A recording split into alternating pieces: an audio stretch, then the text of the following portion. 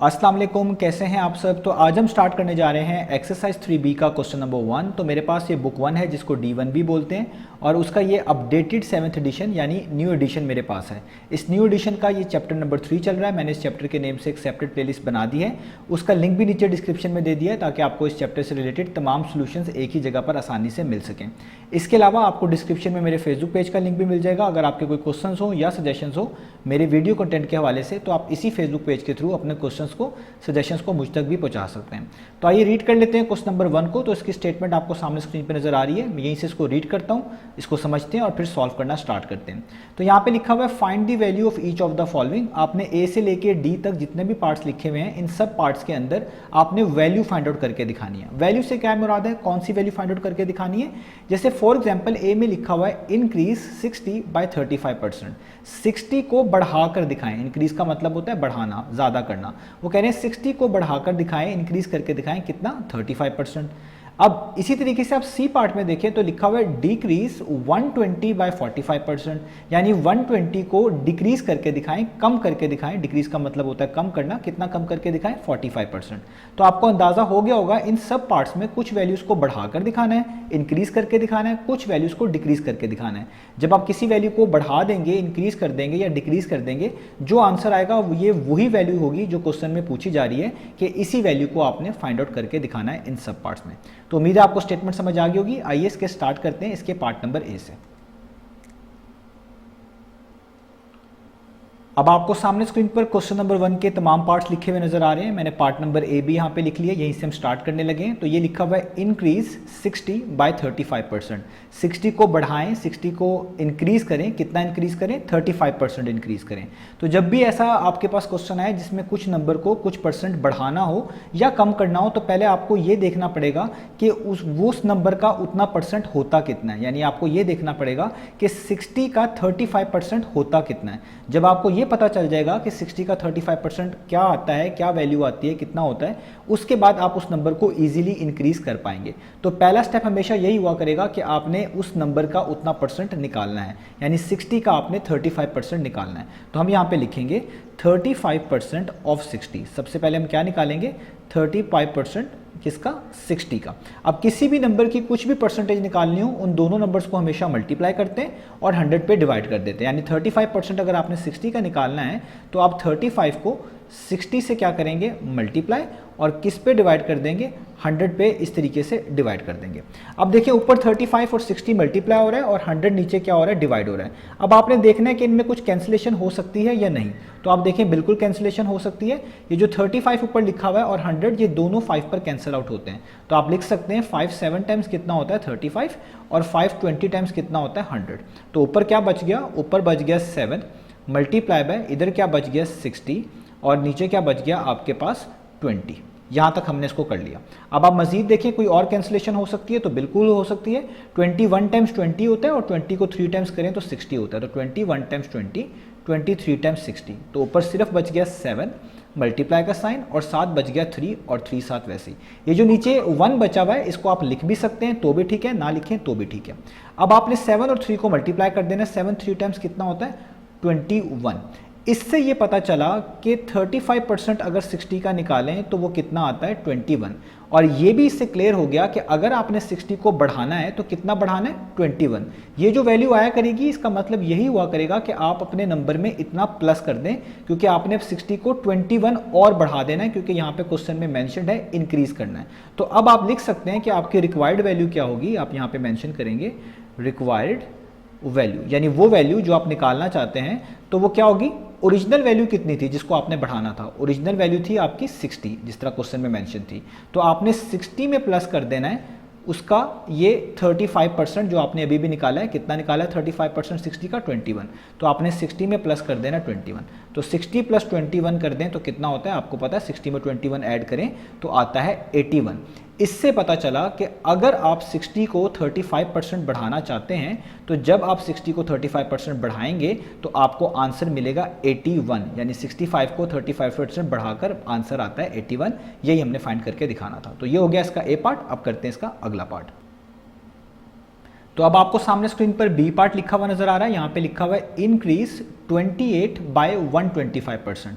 अब आपने 28 को बढ़ाकर दिखाना है, इंक्रीज करके दिखाना है कितना, 125%। तो अगेन जिस तरह ये पार्ट में समझाया, जब भी किसी नंबर को कुछ परसेंट बढ़ाना हो, पहले आपने उस नंबर का वो पर्टिकुलर परसेंट निकालना है। जिस तरह 28 को अगर आपने 125% बढ़ाना है तो आपने पहले 28 का 125% निकालना है, उससे आपको आसानी होगी कि 28 को कितना बढ़ाया जाए। तो आइए निकाल लेते हैं। तो सबसे पहले हम स्टार्ट यहाँ पे करेंगे लिखना, हम लिखेंगे 125% निकालना पड़ेगा किसका, आपको 28 का, जिस नंबर को आपने इंक्रीज करना है। तो किसी भी नंबर की कुछ भी परसेंटेज निकालनी हो उसको पहले मल्टीप्लाई करते हैं और 100 पे डिवाइड करते हैं। तो सबसे पहले आपने 125 को 28 को मल्टीप्लाई करना है, यानी आप लिखेंगे 125 मल्टीप्लाई बाय 28 और उसको किस पे डिवाइड कर देंगे, इस तरीके से आप उसको 100 पे डिवाइड कर देंगे।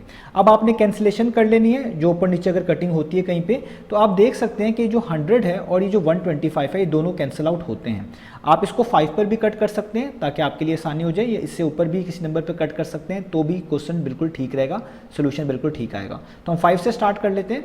तो हम यहाँ पे लिखेंगे 5 20 टाइम्स कितना होता है, 100। और आप अगर 5 का टेबल पढ़ें तो आपको पता है 5 25 टाइम्स कितना आता है, 125।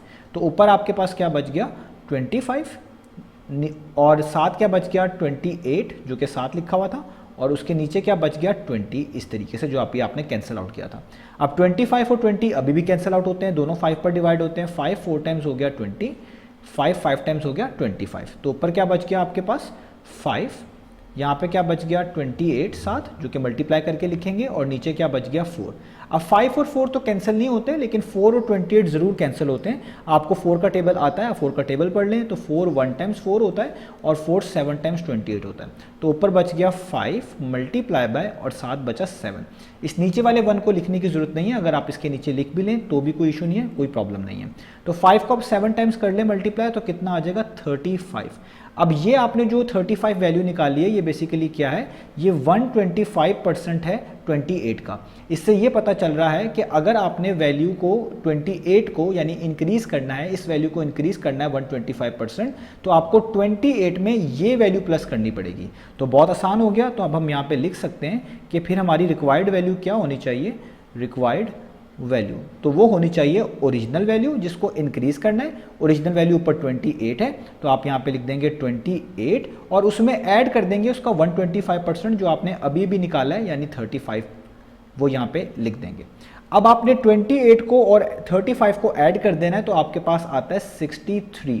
तो इससे पता चल गया आपको कि अगर आप 28 को 125% इंक्रीज करेंगे तो आपके पास वो वैल्यू बन जाएगी 63, यानी वो वैल्यू 28 से इंक्रीज होके 63 बन जाएगी। यही हमने फाइंड करके दिखाना था। तो ये हो गया हमारा बी पार्ट। अब चलते हैं इसके नेक्स्ट पार्ट की तरफ।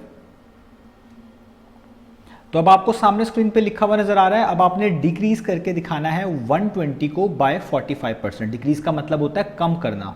तो अब आपने 120 को कम करके दिखाना है, कितना कम करना है, 45%। तो जिस तरह पहले दो पार्ट में आपको समझाया था कि जब भी किसी नंबर को इंक्रीज करें या डिक्रीज करें कुछ परसेंट, तो आपको पहले निकालना पड़ता है उस नंबर का वो वाला परसेंट, यानी आपको इस 120 का पहले 45% निकालना पड़ेगा। वो आपको हेल्प करेगा कि किस तरीके से इस नंबर को डिक्रीज किया जा सकता है। तो हम पहले क्या निकालेंगे, 45% निकालेंगे इस नंबर का, यानी 120 का। तो मैं यहां पे इसी से स्टार्ट करूंगा, मैं लिखूंगा 45% ऑफ 120। हमें 45% निकालना है 120 का। तो किस तरह निकालते हैं, किसी भी नंबर का कुछ परसेंट, उन दोनों नंबर्स को मल्टीप्लाई करते हैं और 100 से डिवाइड कर देते हैं। तो हम यहां पर 45 को और 120 को मल्टीप्लाई करेंगे इस तरीके से, और डिवाइड किससे कर देंगे, हम डिवाइड कर देंगे उसको 100 से। अब आपने देख लेना है कि इनमें कोई कैंसिलेशन होती है तो साथ साथ कैंसिलेशन भी करते जानी है। अब जिस तरह आप ऊपर 45 देख रहे हैं और नीचे 100 देख रहे हैं, ये दोनों 5 पर कट होते हैं। तो आप कर सकते हैं 5 9 टाइम्स कितना होता है 45, और 5 20 टाइम्स कितना होता है 100, यानी ऊपर आपके पास बच गया 9, यहाँ पे बच गया 120, और साथ नीचे आपके पास क्या आ गया, इस तरीके से आ गया 20। अब आपने मजीद देखना है कि 120 और 20 जो है कैंसिल आउट होते हैं या नहीं, तो बिल्कुल कैंसिल आउट होते हैं। आप 20 1 टाइम्स 20 कर सकते हैं, और 20 को 6 टाइम्स करेंगे तो 120 होता है। तो देखिए ऊपर आपके पास क्या बच गया 9, मल्टीप्लाई का साइन, और यहाँ पे क्या बच गया 6, और नीचे सिर्फ 1 बचा, इस 1 को आप लिख लें तो भी ठीक है, ना लिखें तो भी ठीक है। अब सिर्फ 9 और 6 को मल्टीप्लाई कर दें, 9 6 टाइम्स कितना होता है, वो होता है 54। इससे आपको पता चल गया कि 120 का अगर आप 45% निकालें तो वो होता है 54। तो अगर आपने किसी नंबर को डिक्रीज करना है जो कि यहाँ पे 120 है, तो आपको इतने वैल्यू को यानी 54 को उसमें से माइनस करना होगा। इंक्रीज का सवाल होता तो ओरिजिनल वैल्यू में इतनी वैल्यू प्लस कर देते, क्योंकि डिक्रीज का सवाल है तो आपने ओरिजिनल वैल्यू में से 45% ऑफ 120 जो कि 54 आया उसको माइनस कर देना है, तो आपके पास आंसर आ जाएगा। तो आप यहाँ पे लिखेंगे अब रिक्वायर्ड वैल्यू, और वो क्या होगी, पहले ओरिजिनल वैल्यू लिखें, ओरिजिनल वैल्यू 120 है, और उसमें से माइनस कर दें इस वैल्यू को जो कि 54 आपने अभी अभी कैलकुलेट करी है। तो अब जस्ट आपने 120 में से 54 को माइनस करना है, तो 120 में से आप 54 को माइनस करेंगे तो आंसर आ जाएगा 66।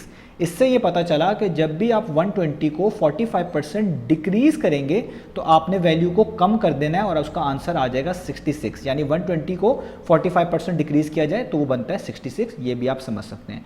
ये हो गया सी पार्ट। अब चलते हैं इसके अगले पार्ट की तरफ।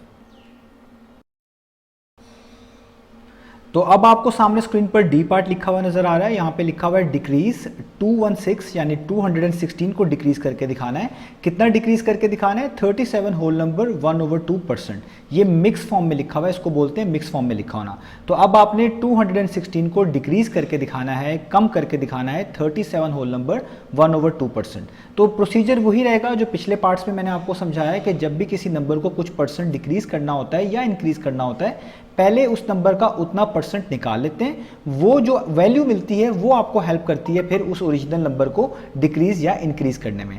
तो यहाँ पे भी पहले हमने 216 का इतना परसेंट निकाल लेना है ताकि हमारे लिए चीज़ें आसान हो जाए। तो आइए स्टार्ट करते हैं। तो हम यहाँ पे लिखेंगे कि हमें निकालना है 37 होल नंबर 1/2% ऑफ 216, यानी हमें इस 216 का इतना परसेंट निकालना पड़ेगा।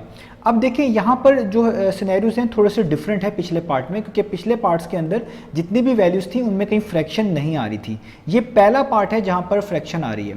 तो पहला काम तो ये है, आपने इसको किस तरह लिखना है कि जब भी किसी नंबर का कुछ परसेंट निकालना होता है आप उन दोनों को मल्टीप्लाई करते हैं और 100 पे डिवाइड कर देते हैं। तो यहाँ पर भी हम यही करेंगे कि हम इस पूरी वैल्यू को यानी 37 होल नंबर 1/2 को किससे मल्टीप्लाई करेंगे? 216 पे, और किस पे डिवाइड कर देंगे? इस तरीके से हम इसको 100 पे डिवाइड कर देंगे।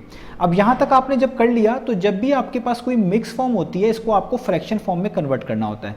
फ्रैक्शन फॉर्म में किस तरह कन्वर्ट करते हैं कि पहले जो चीज़ नीचे लिखी होती है इसको इस वाले नंबर से मल्टीप्लाई करते हैं जो 7 पे लिखी होती है। तो यहाँ 7 में क्या लिखा हुआ है? 37। तो आपको पहले 2 को 37 से मल्टीप्लाई करना है। तो 2 को 37 से मल्टीप्लाई करेंगे तो 74 आता है, और जितने आंसर के तौर पर मिले उसको ऊपर वाली वैल्यू में प्लस कर देना होता है। तो 74 को ऊपर 1 लिखा हुआ है, 1 में प्लस कर देंगे तो 75 हो जाएगा। तो कैसे लिखेंगे इसको लिखेंगे 75, नीचे 2 ही रहेगा और यहाँ पे साथ 216 वैसे का वैसे ही रहेगा। तो इस तरीके से इस मिक्स फॉर्म को इस फ्रैक्शन फॉर्म में कन्वर्ट किया जाता है। डिनोमिनेटर सेम रहता है और बाकी जो प्रोसीजर बताया वो यहाँ पे आपको एक्सप्लेन कर दिया मैंने। और यहाँ पर अब नीचे आपको 100 वैसे का वैसे ही लिखना है इस तरीके से। अब यहाँ तक आपने कर लिया। अब आप देखिए 75 डिवाइडेड बाय 2 है और वो मल्टीप्लाई हो रहा है 216 से। 2 और 216 कैंसिल आउट होते हैं।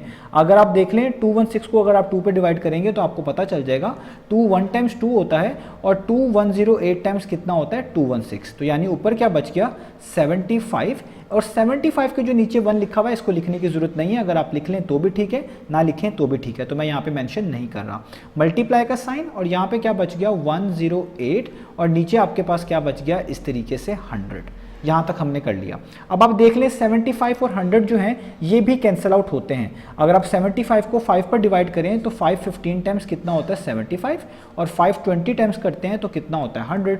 तो इसका मतलब है ऊपर आपके पास आ गया 15 और मल्टीप्लाई का साइन साथ 108, और नीचे आपके पास कितना आ गया? 20। इस तरीके से अब आप अभी भी कैंसिल आउट कर सकते हैं। 5 3 टाइम्स 15, 5 4 टाइम्स 20, तो ऊपर आपके पास क्या बच जाएगा? 3 मल्टीप्लाई में 108 तो साथ वैसे का वैसे ही लिखना पड़ेगा, और नीचे क्या बच जाएगा? 4। अब आप 3 और 4 को तो कैंसिल आउट नहीं कर सकते, लेकिन 108 और 4 को ज़रूर कैंसिल आउट कर सकते हैं, क्योंकि 4 1 टाइम्स 4 होता है, 4 27 टाइम्स 108 होता है। अब 108 को 4 पे डिवाइड करके देखेंगे तो ऑटोमेटिकली आपको 27 मिल भी जाएगा। तो ऊपर क्या बच जाएगा? 3 मल्टीप्लाई का साइन और यहाँ पे क्या बच जाएगा जस्ट 27, नीचे कुछ भी नहीं बचेगा यानी 1 बचेगा, उसको आप लिखना चाहें लिख लें, ना लिखना चाहें तो भी ठीक है। अब जस्ट 3 और 27 को मल्टीप्लाई कर दें, तो जब आप 3 को 27 से मल्टीप्लाई करेंगे आपके पास आएगा 81। इससे ये पता चलेगा कि 216 का 37 होल नंबर 1/2% कितना बनता है 81। तो अगर आपने इस नंबर को 216 को डिक्रीज करना है तो इससे ये मुराद ली जाएगी कि इस वैल्यू में से इतना परसेंट जो कि उसकी वैल्यू आ चुकी है 81, यानी 81 वैल्यू को आपने माइनस कर देना है। तो अब हम आसानी से अपनी रिक्वायर्ड वैल्यू बता सकते हैं। हम यहाँ पे लिखेंगे रिक्वायर्ड वैल्यू, यानी वो वैल्यू जो हमें चाहिए डिक्रीज करके, तो वो क्या होगी, पहले ओरिजिनल वैल्यू लिखें। ओरिजिनल वैल्यू कितनी थी 216, तो उसको आप यहाँ पे लिख दें 216, क्योंकि डिक्रीज करना है तो हमेशा माइनस का साइन लगाना है। और क्या माइनस कर दें, 216 की जो परसेंटेज आपने निकाली है यानी 37 1/2% जो निकाला है 216 का, उस वैल्यू को इसमें से माइनस कर दें। तो वो वैल्यू कितनी है 81, तो यहाँ पे आप लिख देंगे 81। अब सिंपल है, 216 में से 81 माइनस करें तो आपके पास आता है 135। तो यही हमारा उसका आंसर है। इससे क्लियर हो गया कि अगर आप 216 को डिक्रीज करना चाहते हैं, कम करना चाहते हैं इतना परसेंट, तो 216 को इतना परसेंट डिक्रीज करने के बाद आपको क्या मिलने वाला है 135। या आप यूं भी कह सकते हैं कि 216 को डिक्रीज किया जाए इतना, तो वो क्या बन जाएगा 216 से कम होके वो बन जाएगा 135। तो यही वैल्यू हमने फाइंड आउट करके दिखानी थी। तो उम्मीद है आपको क्वेश्चन समझ आए होंगे। इंशाल्लाह नेक्स्ट वीडियो में मिलेंगे बाकी सॉल्यूशंस के साथ।